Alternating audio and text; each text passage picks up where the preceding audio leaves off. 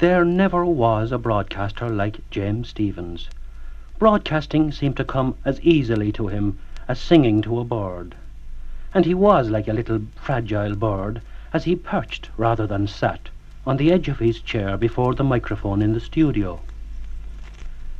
The first time we recorded him, I asked him not what, but how much he was going to do.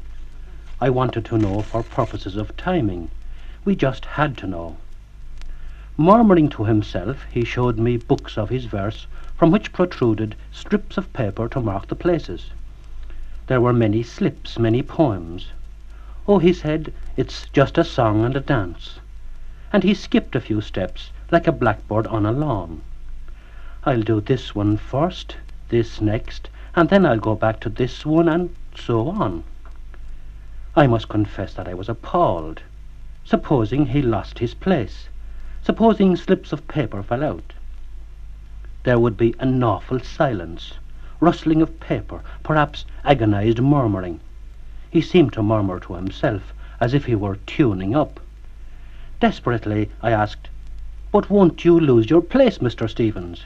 "No, I won't," he said. "Does a poor robin lose a single one of his notes?" So we gave him the red light, and he began. He didn't lose his place, not once. There were no awful silences. Instead, there were pauses just when and where he wished. Not only did he read his poems in that magical chant of his, but he also made up lovely little introductions to each poem, edged with mischievous humour, simple, always delightful. People gathered into the control room to listen, and they listened quietly, not moving. They were all bewitched. The little man wasn't in the studio. He was in their minds, singing away to his heart's content like a bird on a morning bough.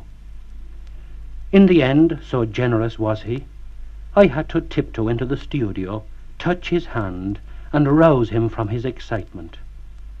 For he would have exhausted himself. No, there never was a broadcaster like James Stephens.